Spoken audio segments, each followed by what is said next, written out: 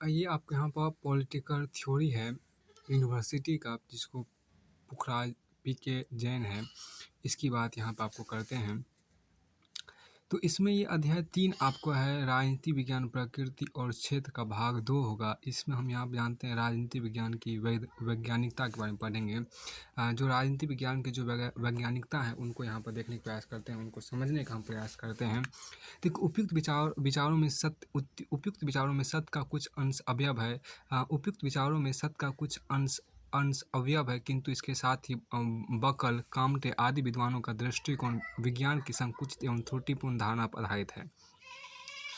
इन विद्वानों द्वारा पदार्थ देखिए इन यहाँ पर जो कहा गया, इन विद्वानों द्वारा पदार्थ विज्ञानों की परिभाषा को राजनीति विज्ञान जैसे सामाजिक विज्ञान पर लागू करने की भारी भूल की गई है। सर्वमान्य तथ्यों और कारण तथा कार्य के बीच निश्चित संबंध पाए जाने वाले विषय को ही विज्ञान कहा जाए, इस प्रकार का दृष्टिकोण उचित नहीं है। गार्डनर के शब्दों में विज्ञान की ठीक परिभाषा देते हुए कहा जा सकता है कि एक विज्ञान किसी विषय संबंधित उस ज्ञान राशि को कहते हैं जो विधिवत पर्यवेक्षण, अनुभव एवं अध्ययन के आधार पर प्राप्त की गई हो और जिसके तथ्य परस्पर संबंध क्रमबद्ध वर्गीकृत किए गए हो। जेम्स डिक्शनरी में विज्ञान की परिभाषा देते हुए कहा गया है कि विज्ञान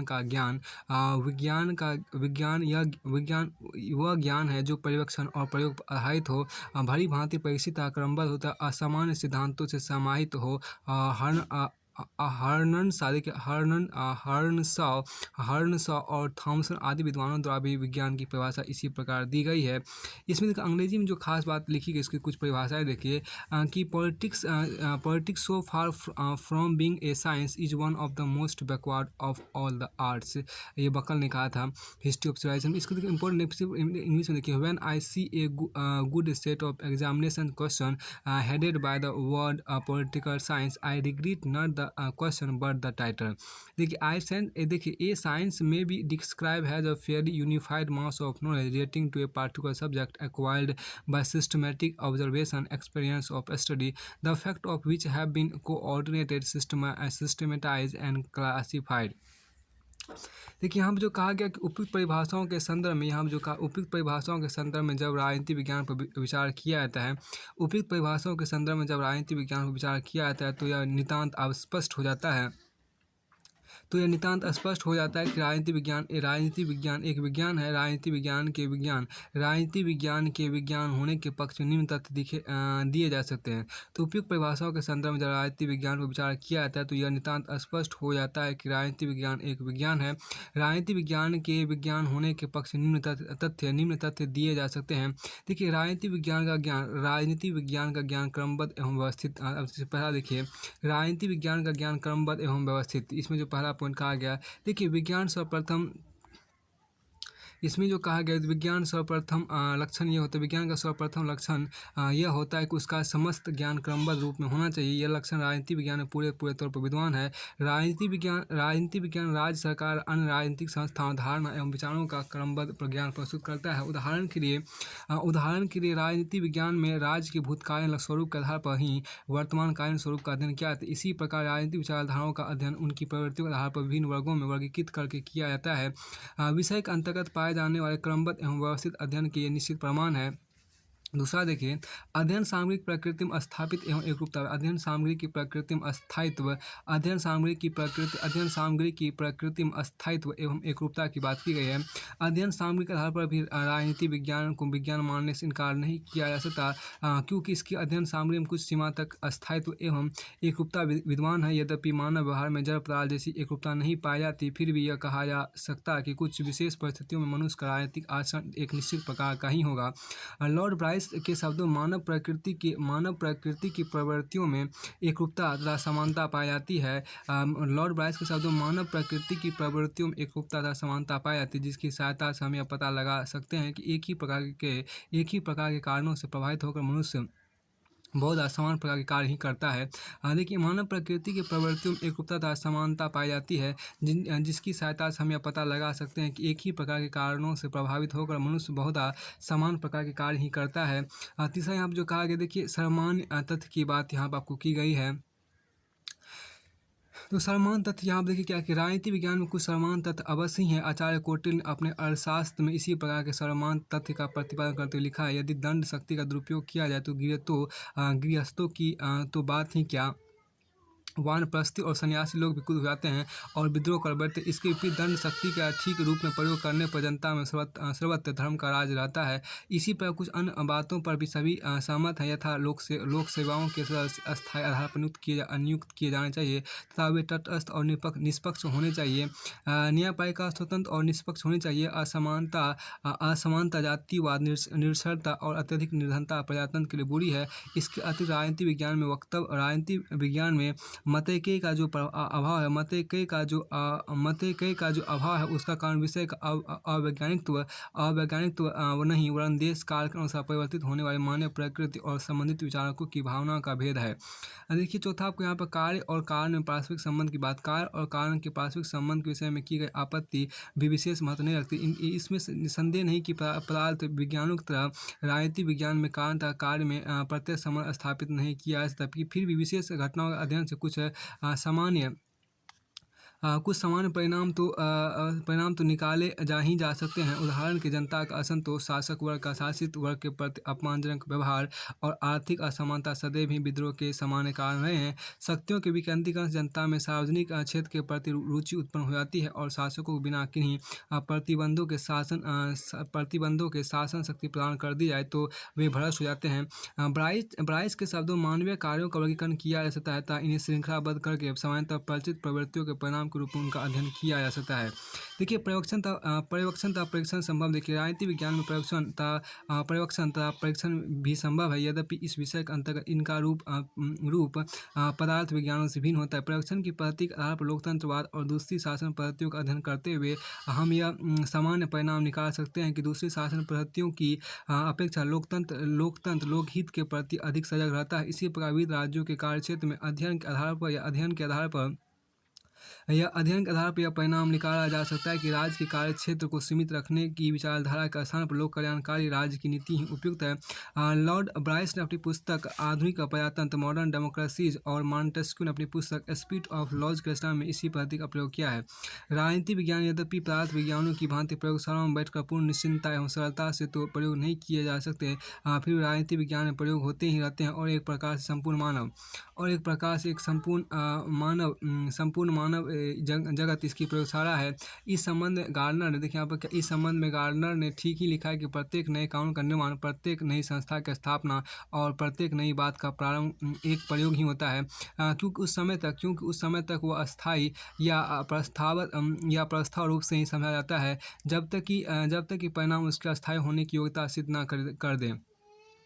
भारत के राष्ट्रीय आंदोलन के अंतर्गत अपनाया गया सत्याग्रह 1959 में राजस्थान में अपनाई गई लोकतांत्रिक विकेंद्रीकरण की योजना और अंतर्राष्ट्रीय स्तर पर स्थापित राष्ट्रसंघ और संयुक्त राष्ट्र संघ इस प्रकार के राजनीतिक प्रयोगों के ही उदाहरण है। अब देखिए छठा यहाँ पर कहा भविष्यवाणी की क्षमता। देखिए जहाँ तक भविष्यवाणी की क्षमता का संबंध है, राजनीतिक विज्ञान में प्राकृतिक विज्ञानों की भांति तो भविष्यवाणी नहीं की जा सकती, पर इतना मानना होगा कि इस विषय में भी भविष्यवाणी संभव है, चाहे यह भविष्यवाणी सदैव सत्य ना हो। डॉक्टर फाइनल के शब्दों में हम निश्चिततापूर्वक भविष्यवाणी नहीं कर सकते, लेकिन संभावनाएं तो व्यक्त कर ही सकते हैं।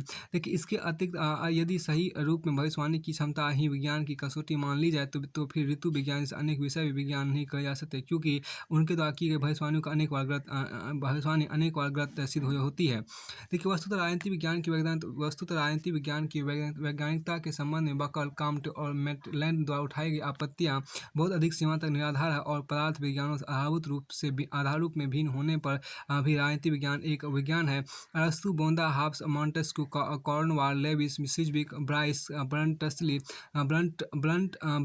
बर्गेस, बिलोवी, जेलिनेक, गार्डनर आदि सभी विज्ञान इसे एक विज्ञान मानने के पक्ष में। हॉल्टजनडार्फ ने इस विषय के लिए विज्ञान का दावा करते हुए कहा कि ज्ञान भंडार में जो महान वृद्धि हो चुकी है उसे देखते हुए अस्वीकार करना असंभव है कि राज्य से संबंध सभी अनुभवों, अवस्थाओं और ज्ञान को राज विज्ञान के अंतर्गत लाया जा सकता है। सर फ्रेडरिक पोलक का भी विश्वास है कि जिस प्रकार नैतिकता का विज्ञान है उसी भाव में उसी तरह अथवा लगभग उसी सीमा तक राजनीति का भी विज्ञान है। देखिए, राजनीति विज्ञान एक अनिश्चित विज्ञान है, यहाँ पे जो कहा गया। देखिए, यद्यपि राजनीति विज्ञान एक विज्ञान है, किंतु यह वह पदार्थ विज्ञानों की भांति पूर्णतः अनिश्चित नहीं है। पूर्णतः अनिश्चित नहीं है, और इसे अनिश्चित विज्ञानों की श्रेणी में ही रखा जा सकता है। इस अनिश्चितता के निम्न कारण है। पहला देखिए, राजनीतिक विज्ञान का संबंध सामाजिक एवं राजनीतिक जीवन की जटिल समस्याओं से होता है, भौतिक विज्ञान के समान पदार्थों से नहीं। दूसरा देखिए, राजनीतिक विज्ञान का संबंध मनुष्य के विवेकशील और परिवर्तनशील स्वभाव से है, भौतिक विज्ञान के समान आपको अस्थायी प्रकृति वाले तत्वों से नहीं। तीसरा देखिए, राजनीति विज्ञान के यंत्र के रूप में प्रयुक्त होने वाले मानवीय इंद्र या भौतिक यंत्रों के समान निरपेक्ष निर्णायक नहीं होती। एक रसायन शास्त्री, यहाँ देखिए एक जो बात कहा, एक रसायन शास्त्री अणु या मॉलिक्यूल के प्रति कोई घृणा अथवा प्रेम का प्रदर्शन नहीं करता, किंतु राजनीति शास्त्री पर अचेतन रूप में उसके व्यक्तिगत विचार एवं द्वेषों का प्रभाव पड़ता ही है। चौथा यहाँ पे कहा गया कि राजनीतिक अध्ययनकर्ता को अपने विषय के नैतिक पहलू की ओर भी ध्यान देना होता है, लेकिन भौतिक विज्ञान के सम्मुख नैतिक औचित्य की कोई समस्या नहीं होती है। अब कि राजनीति विज्ञान एक कला के रूप में, देखिए कुछ व्यक्ति ऐसा सोचते हैं कोई भी अध्ययन या तो विज्ञान की श्रेणी में आता है या कला की, लेकिन वस्तुतः ऐसा सोचना त्रुटिपूर्ण है। विलियम एस लीगर ने ठीक ही कहा है कि विज्ञान और कला का परस्पर विरोधी होना जरूरी नहीं है। कला विज्ञान पर आधारित हो सकती है। राजनीति विज्ञान के संबंध में यह बात पूर्णतः लागू होती है। राजनीति विज्ञान के कला होने के संबंध में विचारकों में बहुत मतभेद नहीं है। कला ऐसे ज्ञान को कहा जा सकता है जिसका उद्देश्य मानव जीवन को सुंदर बनाना हो। कला ऐसे ज्ञान को कहा जा सकता है जिसका उद्देश्य मानव जीवन को सुंदर बनाना हो। एक विचारक के शब्दों में सत्यम शिवम और सुंदरम ही साधना की सुंदरम की देखिए सत्यम शिवम सुंदरम की साधना ही कला है। इस अर्थ में राजनीति विज्ञान एक कला भी है। और ब्लंट्सली जैसे अनेक विचारकों का तो कथन है कि राजनीति से विज्ञान की अपेक्षा कला का ही अधिक बोध होता है। राज का संचालन किस रूप में हो, क्रियात्मक दृष्टि से वह कैसा व्यवहार करे, राजनीति में इन समस्त बातों का प्रतिपादन होता है। राजनीति विज्ञान में राज के भूतकालीन और वर्तमान स्वरूप का अध्ययन करने के साथ साथ राज के भावी आदर्शात्मक स्वरूप का अध्ययन किया जाता है। और यह बताया जाता है कि भविष्य में आपको ये बताया जाता है कि भविष्य में राज और राजनीतिक व्यवस्था कैसी होनी चाहिए। राजनीति विज्ञान में इस बात का प्रतिपादन किया जाता है कि विश्व शांति के हित में राष्ट्रीय राज्यों का अंत कर विश्व संघ की स्थापना की जानी चाहिए। वर्तमान समय लगभग सभी पक्षों द्वारा जन कल्याणकारी राज की धारणा को अपना लिया गया है, और यह मान लिया जाता है कि राज के द्वारा अपने नागरिकों को अधिकाधिक स्वतंत्रता और अधिकार दिए जाना चाहिए। एक श्रेष्ठ राज और सुसंस्कृत आदर्श समाज की स्थापना राजनीति विज्ञान का अध्ययन का ध्येय और लक्ष्य है। और इस दृष्टि से राजनीति विज्ञान एक उच्च कोटि की कला है जो समाज के यथार्थ चित्र भी प्रस्तुत करती है और पथ प्रदर्शन भी। वर्तमान समय में मानव जीवन और राज्य वर्तमान समय में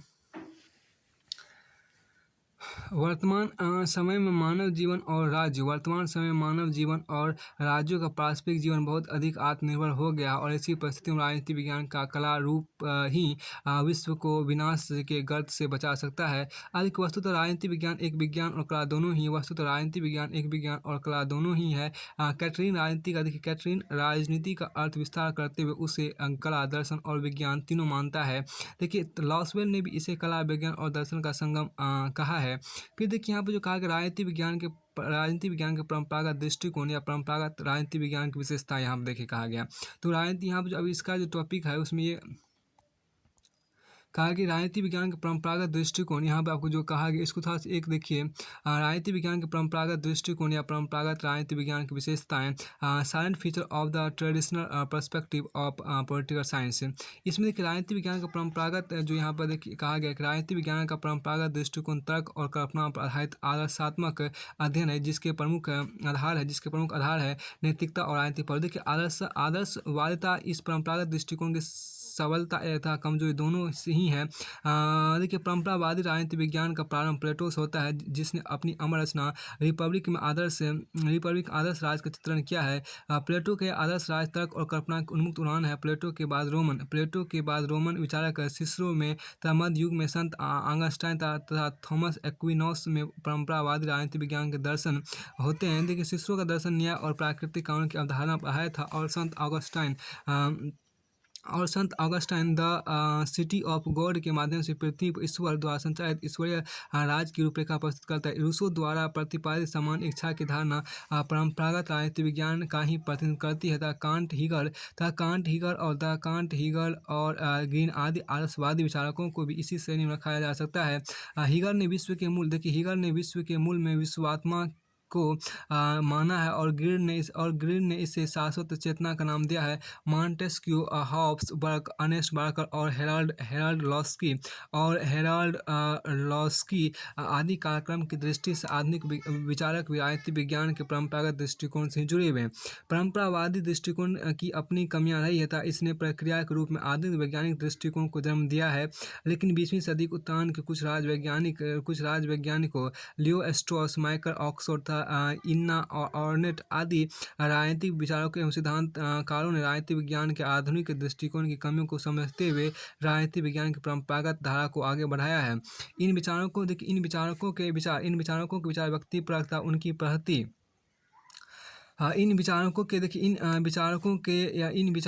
विचार व्यक्तिपरकता उनकी पद्धति अधिकांश अंशों में निगमनात्मक है। इस प्रकार परंपरावादी और आधुनिक दृष्टिकोण कालखंडों पर नहीं, वर्ण विचार दर्शन की प्रकृति पर आधारित है।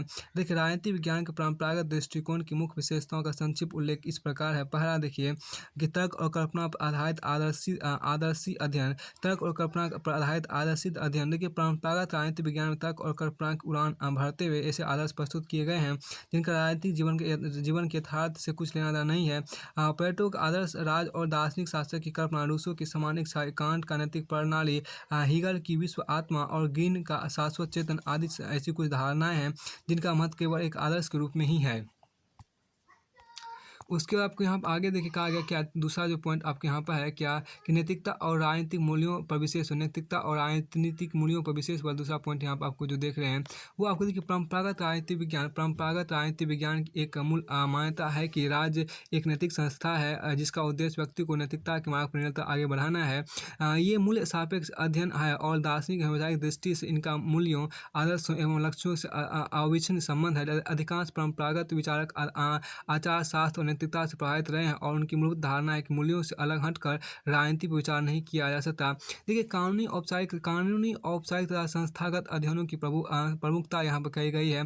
परंपरागत राजनीति विज्ञान में प्रमुखतया राजनीतिक एवं सरकारी संस्थाओं का अध्ययन किया जाता रहा है तथा राजनीतिक प्रक्रिया, राजनीति के प्रेरक तत्वों आदि का जैसा अध्ययन किया जाना चाहिए नहीं किया गया। उस समय देखिए उस समय ऐसा विश्वास प्रचलित था कि राजनीतिक जीवन की व्याख्या करने के राजनीतिक संस्थाओं का विधि और संविधान के परिप्रेक्ष्य में अध्ययन पर्याप्त है। देखिए, अतः राजनीतिक संस्थाओं के अध्ययन में भी व्यवहारिक पक्ष की अपेक्षा कानूनी औपचारिक पक्ष को ही प्रमुखता प्राप्त रही है। डायसी मुनरो, ऑंग और जिंक आदि विद्वानों द्वारा इस प्रकार के अध्ययन प्रस्तुत किए गए हैं। कानूनी औपचारिक पक्ष तक सीमित होने का इन अध्ययनों की उपयोगिता बहुत अधिक सीमित थी।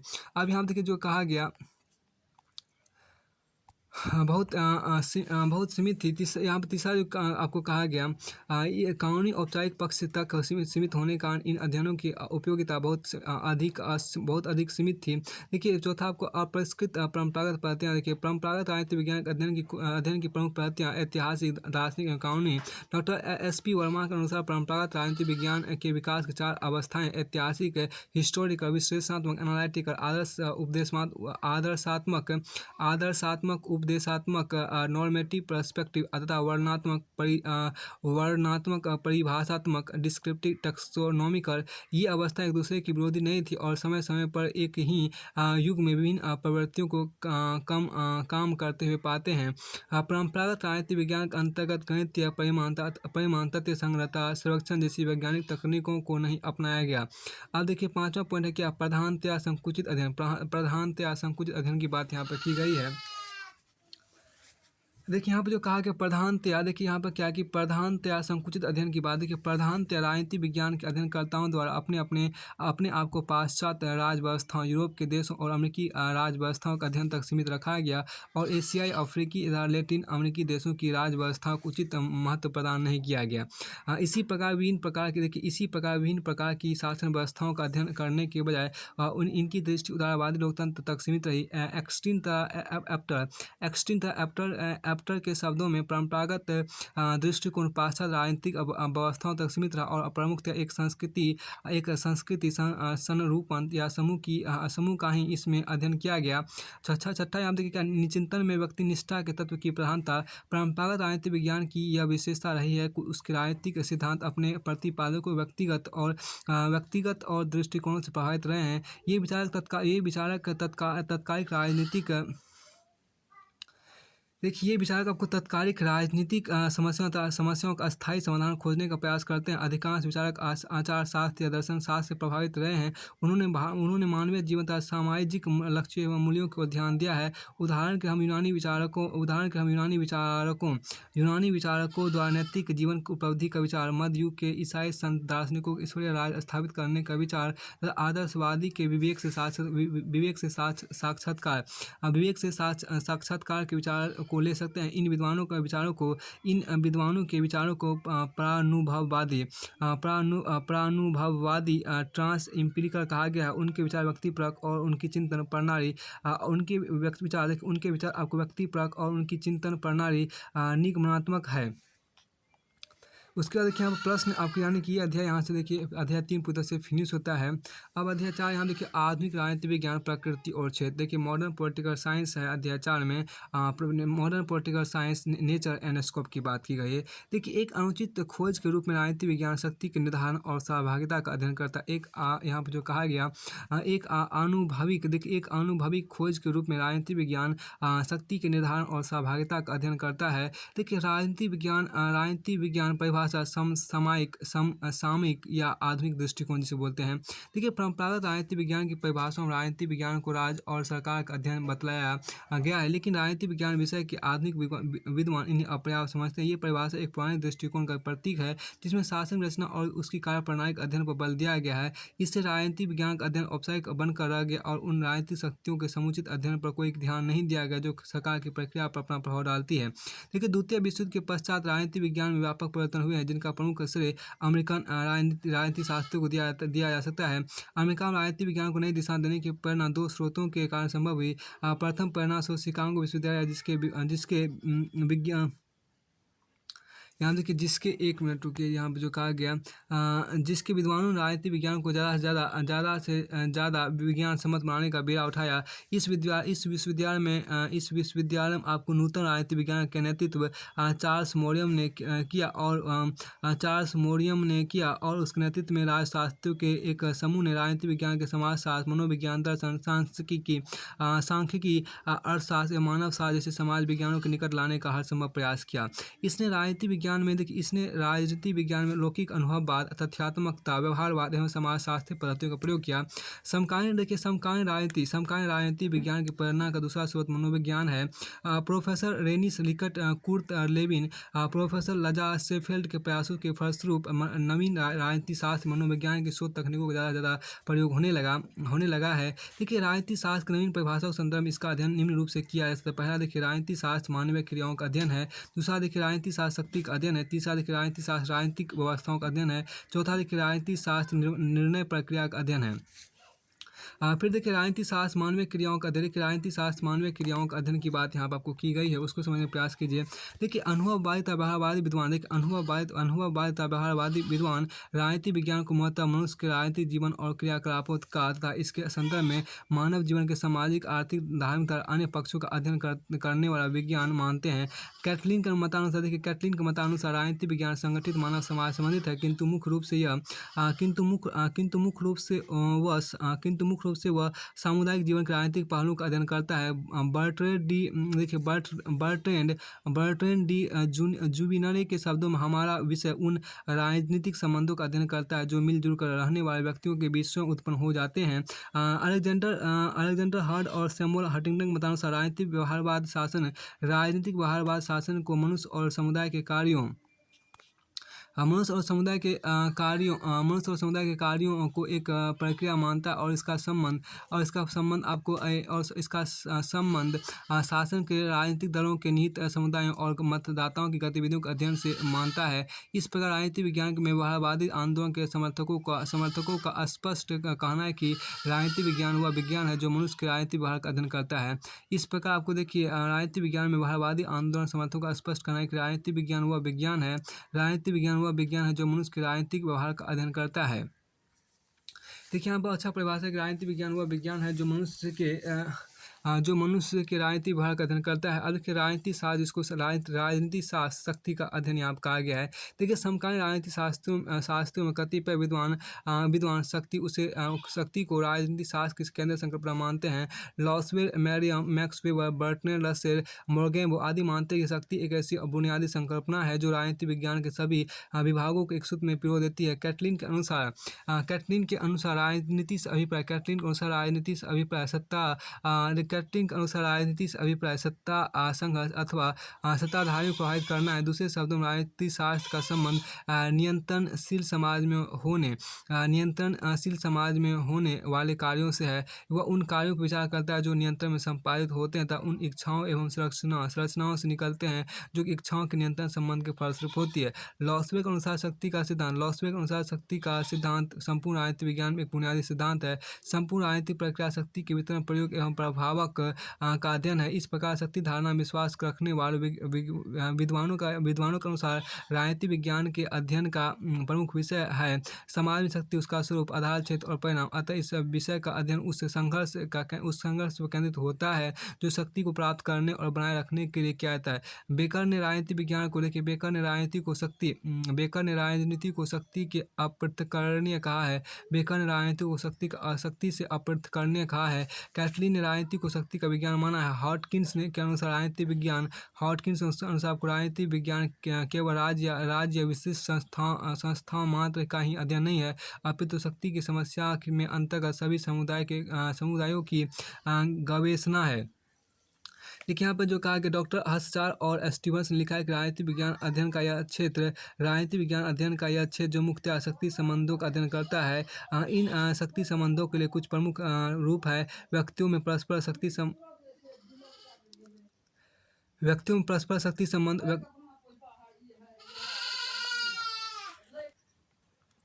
देखिए यहाँ पर क्या इस प्रकार राजनीति विज्ञान व्यवहारवाद आंदोलन के समर्थकों का स्पष्ट कहना है कि राजनीति विज्ञान वह विज्ञान जो मनुष्य के राजनीतिक व्यवहार का अध्ययन करता है। देखिए राजनीति शक्ति का अध्ययन में यहाँ पर जो कहा गया, देखिए मनुष्य समकालीन राजनीति शास्त्रों में कतिपय विद्वान शक्ति को राजनीति शास्त्र की केंद्रीय संकल्पना मानते हैं। Lasswell, Merriam, Max Weber, Bertrand Russell, Morgenthau आदि मानते हैं कि शक्ति एक ऐसी बुनियादी संकल्पना है जो राजनीति विज्ञान के सभी विभागों को एक सूत्र में पिरो देती है।